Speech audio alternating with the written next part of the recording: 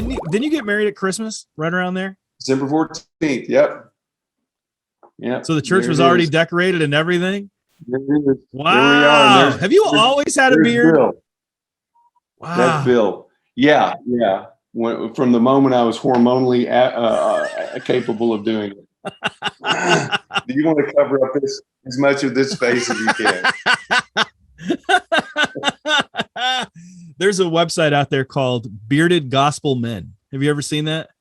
No. Sounds like a good one. Oh, it's so nice. It's funny. It has pictures from like the 1800s of guys, and it just makes a joke. Like it has like pictures of different Bible characters, and it says, "And you go without a beard. Way to be like Jesus."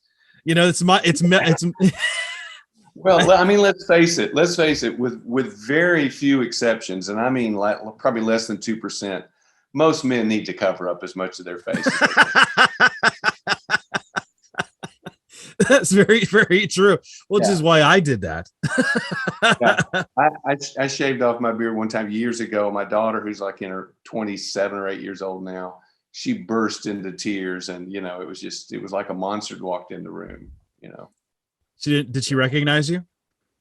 She knew it was me, but she thought something horrible had happened. I've been in some kind of horrible accident or chemical, So there's a reason that God designed us this way. It's true. When did you lose your hair? How old were you? I was talking with my wife about that the other day, because I don't really remember. I see pictures of myself and it going. I think right around when we started having kids, it started falling out. But the odd thing is, I don't ever remember it bothering me. I was never bothered. Huh. My father was bald, and it never bothered him. He kind of joked about it, and it just wasn't an issue. And I don't think it ever bothered me. Well, I was looking at when I was prepping for this, I came across some of your earliest albums from 81, 82, and I'm like, I didn't even recognize you. Yeah. Because you have hair in the middle of all those. I can't find it. I've got a picture around here somewhere. I look like a hippie, but just one less thing to have to worry about. Well, I don't want to take up any more of your time. I want to thank you for coming on the show.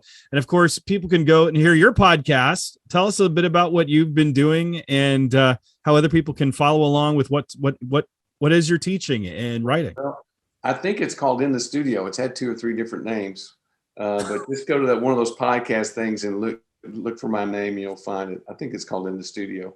In fact, I've got to do one tomorrow, I think. Anyway, Joe Carlson Moody is the person that does all that, and we have some pretty cool guests, I must say. I think it's called In the Studio. You want me to look that up? I think it is called In the Studio. It is In the Studio with Michael Card. It's so funny to me that you don't even know your podcast name. Well, let me see. Well, it's had 2 or 3 different names, and we didn't do it, and then it started up again. But yeah, In the Studio. Another quick sidebar. My grandfather, who I revere, who I'll show you his picture. Yeah. That's him on the wall. Oh, that's great. That's my grandfather Brown. I've got a newspaper clipping, and this guy was interviewing him and asked him how old he was, and he didn't know. He had there's this description of him taking a piece of paper and calculating how old he was, and I'm starting to get like that. So Einstein was like that. There was only certain things that he put in his brain, so it's like being like Einstein. It's not that you're stupid and senile. It's not that. Did you ever see? Okay, you want to do a sidebar? Did you ever see Sherlock, the TV show Sherlock, the British one? Yeah. Where he says he goes, "Do you really not know that the sun goes around? I mean, the Earth goes around the sun." He's like, "What does it matter? What difference would that make?" Yeah, it doesn't matter. Yeah, that's in the original Conan Sherlock Doyle. Holmes. They got that from the original one. Yeah. No, and Sherlock Holmes would only put stuff in his brain that he thought he could use.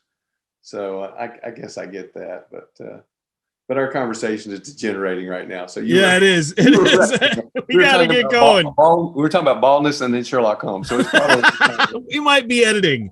We might do a little bit of editing in the middle of all this. But again, I want to thank you for coming on the show. It was a delight to have you on Apollos Watered. Thanks, Travis.